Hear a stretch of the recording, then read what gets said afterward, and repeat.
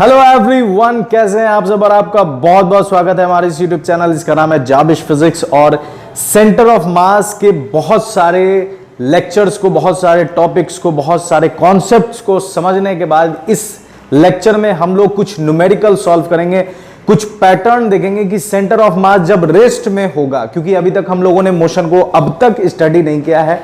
आगे लेक्चर में हम लोग पढ़ेंगे मोशन के सेंटर ऑफ मास के मोशन को, तो वहां पर हम लोग सेंटर ऑफ मास के मोशन से रिलेटेड न्यूमेरिकल सॉल्व करेंगे। अब तक हम लोगों ने जो भी समझा है उसमें ऑब्जेक्ट रेस्ट में है, सेंटर ऑफ मास रेस्ट में, ठीक है।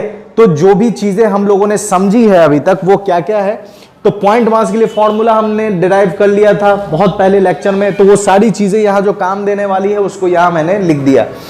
पॉइंट मास का क्या है, तो R centre of mass m1 r1 vector plus m2 r2 dot dot dot n तक जाएगा upon m1 plus m2 dot dot dot n तक जाएगा। इसी में अगर x कोऑर्डिनेट होगा तो r को रिप्लेस कर देंगे x से, अगर y कोऑर्डिनेट होगा तो y से रिप्लेस कर देंगे, z होगा तो z से रिप्लेस कर देंगे, ठीक है। उसके बाद ये अलग अलग डेरिवेशंस हम लोगों ने निकाल रखा है, ठीक है। तो इसका प्रॉपर डेरिवेशन है कि ये आया कैसे, और ये सब का सब y कोऑर्डिनेट है, इन सब का x कोऑर्डिनेट क्या है, 0 है।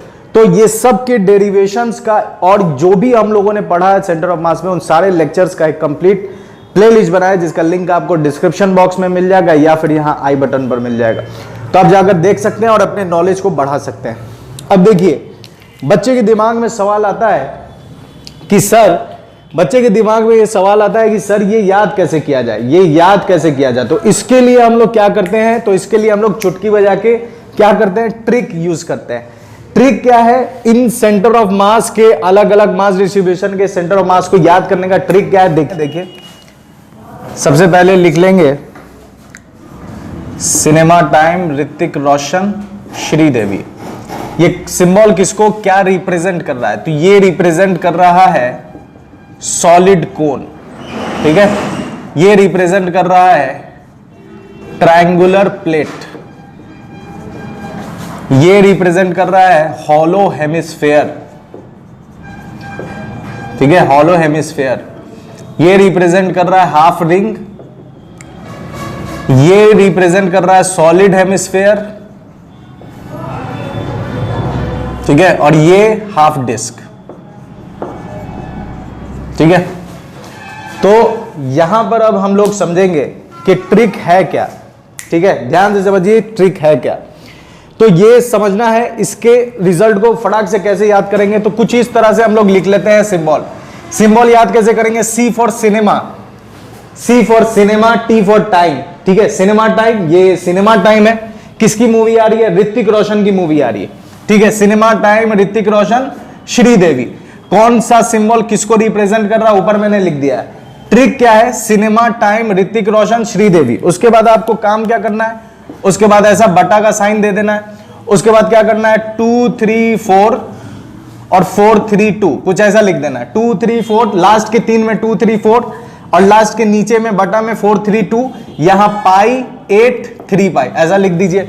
अब इसमें क्या करना है, इधर से आर चढ़ाते चलिए, आर आर आर आर, और लास्ट के 2 में क्या डाल दीजिए, एच डाल दीजिए। तो ये सब का सेंटर ऑफ मास निकल गया, ये सब का सेंटर ऑफ मास निकल गया। कैसे हुआ, सिनेमा टाइम ऋतिक रोशन श्रीदेवी, उसके बाद बटा देते जाना है 2 3 4 4 3 2, ये पाई 8 3 पाई, आर आर आर डाल दीजिए, लास्ट के 2 में एच डाल दीजिए, तो आपको सेंटर ऑफ मास फटाक से याद हो जाएगा।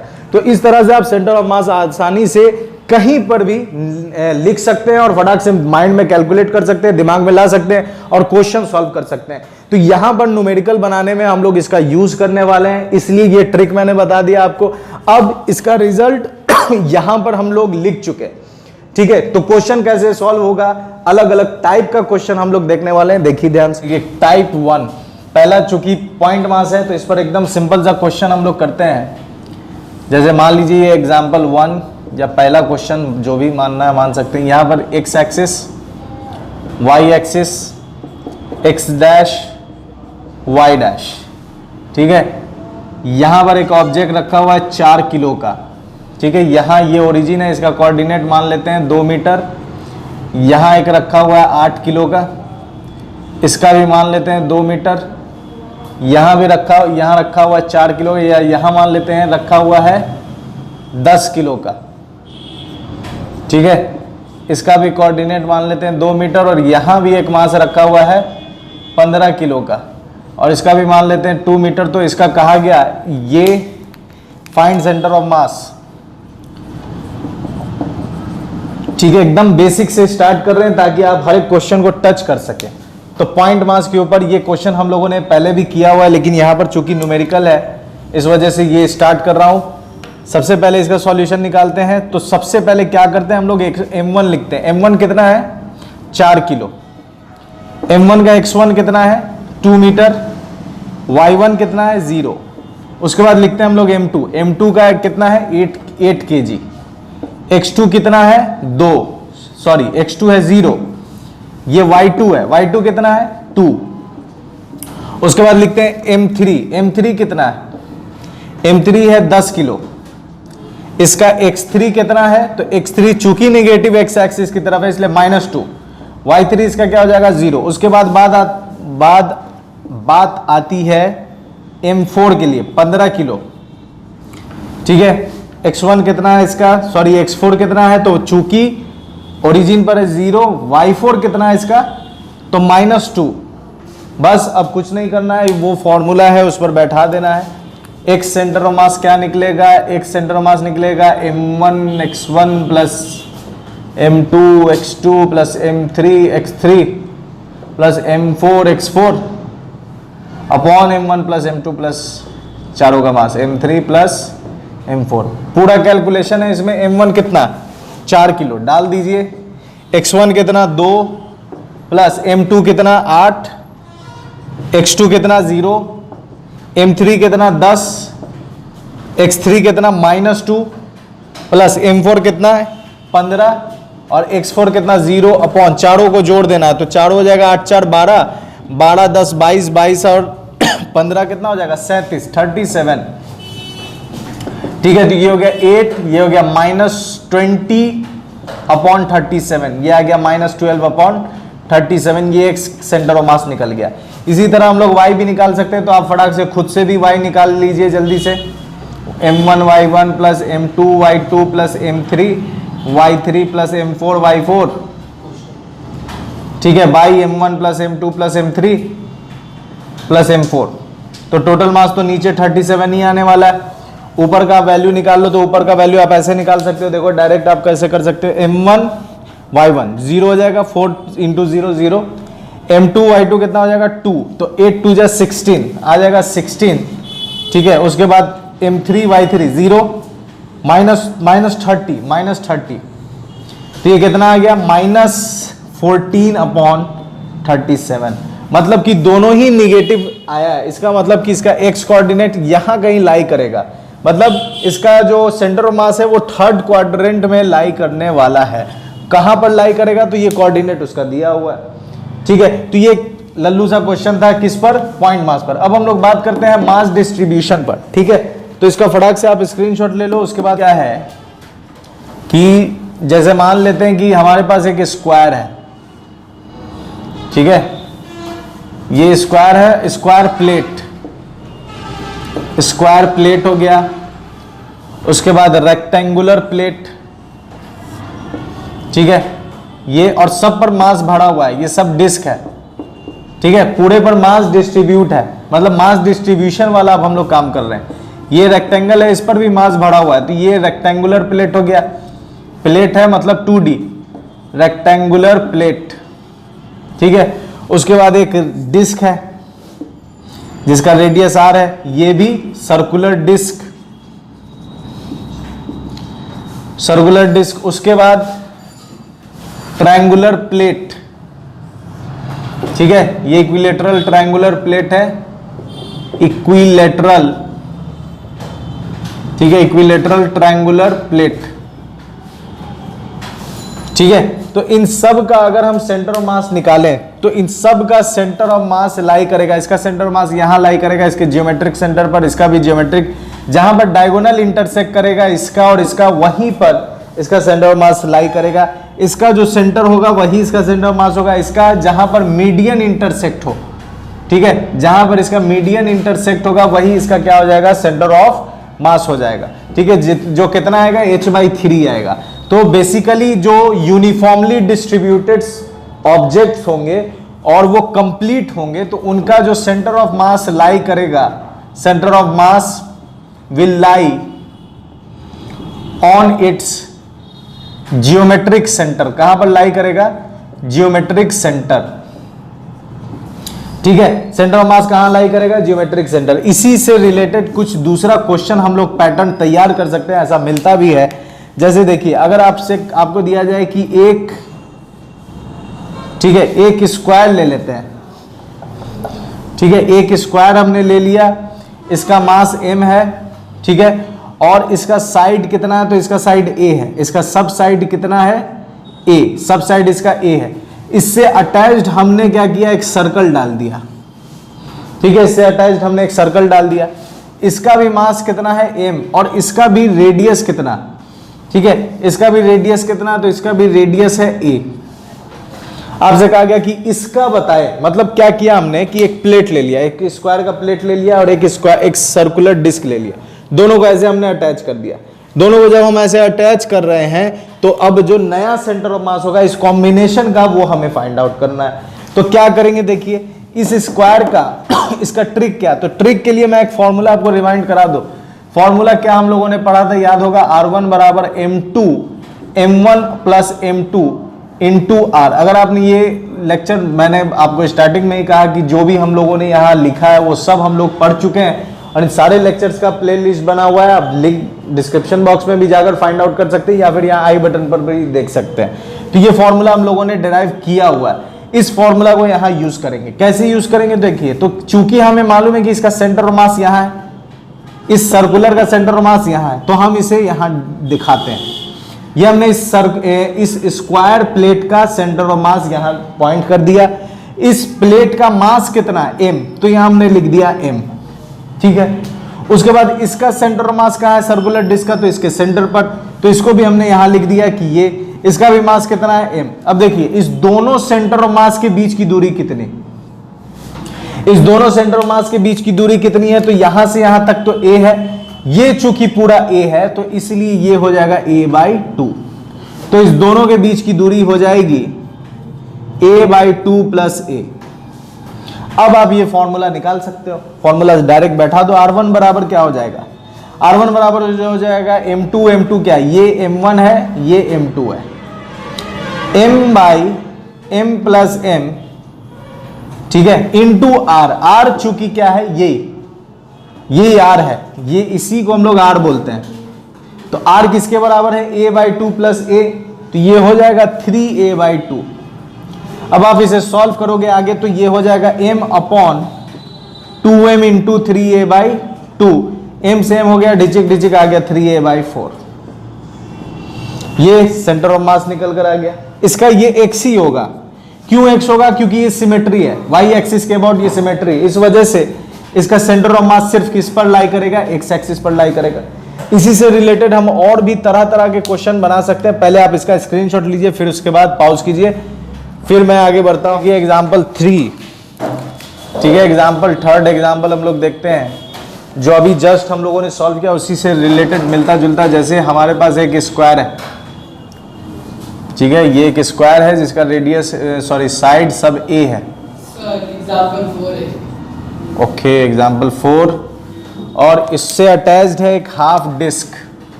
ठीक है, ये एक हाफ डिस्क है, इसका भी मास m है और इसका भी मास m है। अब आपसे कहा गया इसका सेंटर ऑफ मास निकालिए, वही तरीका अपनाना है। इसका सेंटर ऑफ मास है इसका ये, तो यहाँ लिख देंगे इसका मास m है, इसका सेंटर ऑफ मास कुछ यहाँ लाई करेगा, ये चूंकि a है तो यहाँ से यहाँ की दूरी a/2, और आपको मालूम है डिस्क का कितना होता है? 4r/3 पाई, तो यहाँ से यहाँ की हो जाएगी दूरी 4r/3 पाई। तो ये सेंटर ऑफ मास है डिस्क का, तो डिस्क का हम यहाँ डाल देंगे सेंटर ऑफ मास इसका कितना है पूरे डिस्क का? तो m, और ये दोनों सेंटर ऑफ मास के बीच की दूरी कितनी है?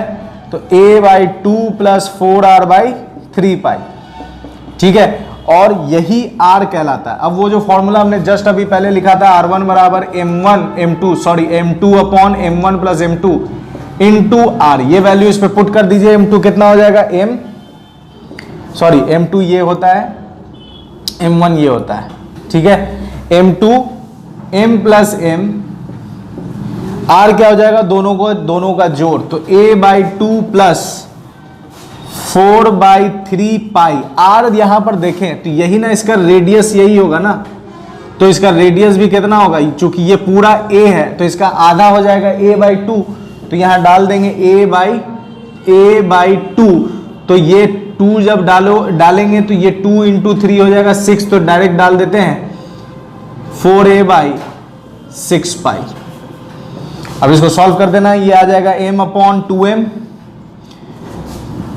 इंटू इसका आ जाएगा ये 2 2 जा 4, 2 3 जा 6, एलसीएम आ जाएगा 6 पाई, ठीक है 6 पाई, तो ये हो जाएगा पाई 3A पाई, ठीक है 3A पाई प्लस ये हो जाएगा 4A, ठीक है। एम से एम डिजिट आ गया 1/2, ये कितना आ गया 3A pi plus 4A upon 12 पाई, ये इसका सेंटर ऑफ मास निकल कर आ गया। तो इस तरह से आप कैसा भी कॉम्बिनेशन दे सकता है, उसका आप centre of mass easily find कर सकते हो। एग्जाम्पल 5, ठीक है, एग्जाम्पल 5 ये किस तरह का एक अलग फॉर्मूला है जो हम लोग अभी पढ़ने वाले। जैसे मान लेते हैं कि ये हमारे पास एक डिस्क है, ठीक है, ये हमारे पास एक डिस्क है और इस डिस्क के, ठीक है, इस डिस्क को बांट देते हैं, ठीक है, इस डिस्क को थोड़ा डिवाइड कर देते हैं कुछ इस तरह, ठीक है, ये x हो गया और ये y हो गया, और इस डिस्क के बीच में से एक छोटा सा डिस्क हमने उड़ा लिया, ठीक है, इस डिस्क के बीच में से हमने छोटा सा एक डिस्क क्या किया, कुछ इस तरह उड़ा लिया,